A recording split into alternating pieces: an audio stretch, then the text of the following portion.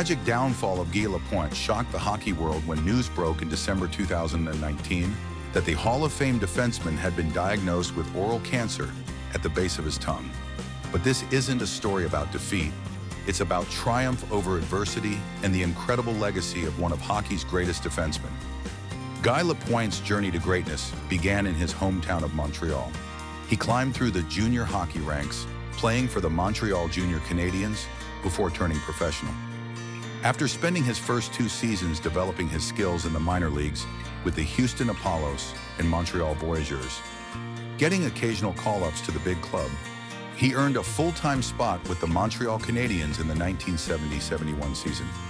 From that moment, he became a dynamic offensive force that would change hockey forever. His playing style was defined by a rare combination of skills that earned him the nickname Pointu, a French play on words meaning sharp or pointy. Lapointe was celebrated for his powerful slap shot and crushing body checks. He was one of the premier puck-moving defensemen of his era, admired for his exceptional speed and pinpoint passing. Lapointe was all business on the ice, known for carrying the puck from end to end and creating scoring opportunities with his skating and offensive instincts. This offensive talent quickly translated into record-breaking achievements. In his rookie season of 1970-71, he set a franchise record for most goals by a rookie defenseman with 15 goals, a record he still holds today.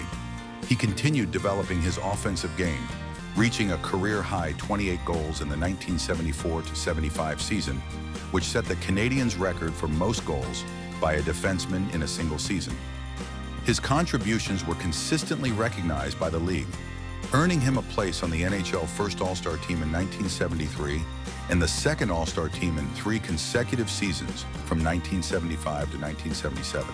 Over his career spanning 894 NHL games, Lapointe accumulated 171 goals and 451 assists for 622 points. His exceptional two-way play is further shown by his career plus-minus rating of +329, ranking him among the all-time NHL leaders. His 75-point season in 1974-75 placed him in an exclusive group. At that time, only Bobby Orr, Brad Park, and Dennis Potvin had reached or surpassed that level of production from the blue line. This accomplishment firmly established Lapointe as one of the most offensively gifted defensemen of the era. But Lapointe's legend is inseparable from 2 other Hall of Fame defensemen he shared the blue line with, Serge Savard and Larry Robinson.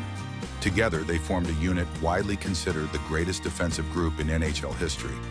Their collective dominance was critical in the Canadiens' capture of 6 Stanley Cups between 1971 and 1979. The trio's strength lay in their complementary playing styles. Savard was the composed, intelligent leader known for his grace and poise. Robinson was the physically imposing, two-way defenseman who commanded respect across the league. Lapointe was the offensive catalyst whose speed and playmaking abilities provided a dynamic element to the group. While all 3 players were exceptional, their statistical profiles reveal interesting differences. Larry Robinson won the Norris Trophy as the league's best defenseman twice, an honor that escaped both Lapointe and Savard. Lapointe finished in the top 5 of Norris Trophy voting in 4 seasons, while Savard did so in 3. The fact that neither secured the award despite their elite performance shows how individual awards were difficult to attain when contributions were so evenly distributed across those talented Canadiens teams. The plus-minus statistic further clarifies their roles within the Big Three. While all 3 were among the all-time leaders, there are notable differences. Larry Robinson finished with +722, Serge Savard with +462, and Lapointe with +329. This gap reinforces that Robinson was the most complete two-way player and foundational anchor, while Lapointe excelled in his offensive-minded role, which sometimes exposed him to lower defensive ratings. Beyond his immense on-ice talent, Guy Lapointe was beloved for his mischievous sense of humor and love of practical jokes. His fun personality was crucial to the team's locker room chemistry, keeping things light and fostering a positive environment. His pranks became legendary. One infamous story involves a handshake with Prime Minister Pierre Trudeau, where Lapointe had coated his hand with Vaseline beforehand. Another well-known prank involved stealing rookie teammate Mario Tremblay's brand new Pontiac Grand Prix and hiding it in a different parking garage section. The prank lasted several days, leading a worried Tremblay to file a police report before Lapointe finally revealed the car's location. Other jokes included cutting teammates' skate laces, putting shaving cream in their skates and gloves, or slipping ketchup into their shoes. Lapointe's time with the Canadiens ended on March 9, 1982, when he was traded to the St. Louis Blues for 2 future draft picks. His departure wasn't from any demand he made, but rather a practical decision for the team's long-term good. Lapointe himself said the trade was a necessity for the Canadiens due to his declining ice time and expiring contract.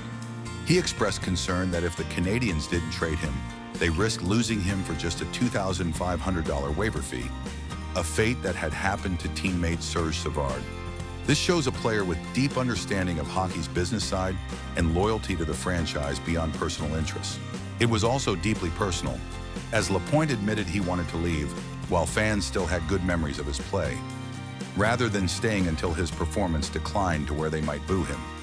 He finished his career with brief periods in St. Louis and with the Boston Bruins before retiring in 1984 following a series of injuries. Following retirement, Lapointe remained prominent in hockey. He served as general manager for the Longueuil Chevaliers of the Quebec Major Junior Hockey League and had multiple coaching roles with the Quebec Nordiques and Calgary Flames.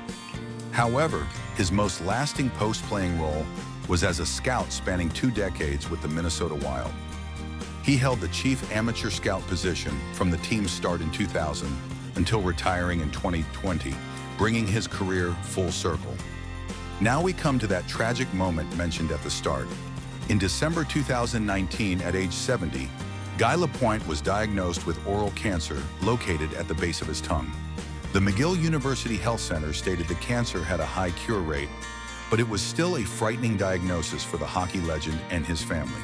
However, true to his fighting spirit shown throughout his career, Lapointe battled the disease with the same determination he brought to the ice. In December 2020, his son Guy Lapointe Jr. confirmed through social media that his father was in remission from the disease. This health update was a testament to his resilience and met with overwhelming support from the hockey community. The ultimate recognition of his career arrived on November 8, 2014, when the Montreal Canadiens retired his number 5 jersey in an emotional ceremony at the Bell Center. The event was deeply moving for Lapointe, who was visibly moved to tears while thinking of his parents, his late father having encouraged him to try out for the Canadiens originally. The ceremony was also a symbolic reunification of the Big Three in the rafters, as Savard's number 18 and Robinson's number 19 had already been retired.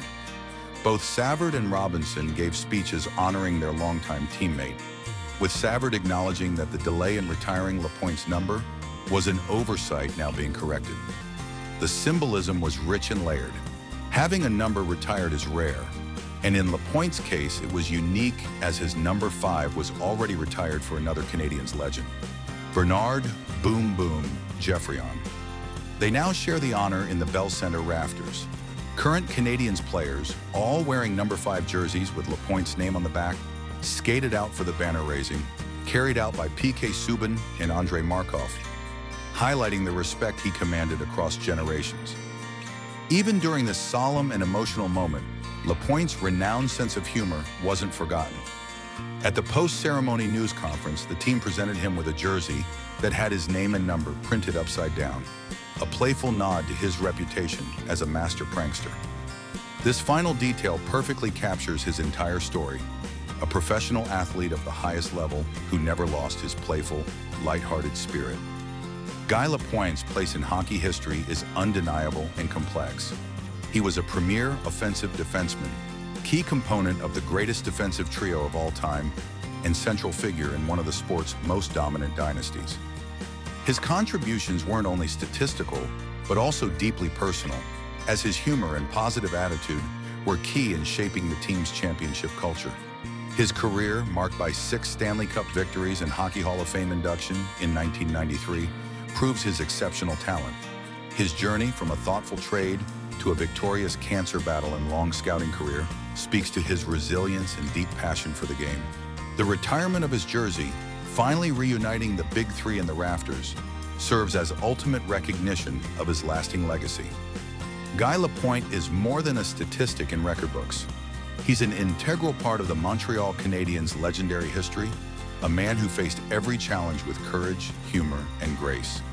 Make sure to subscribe for more incredible hockey stories and hit that notification bell to never miss an upload.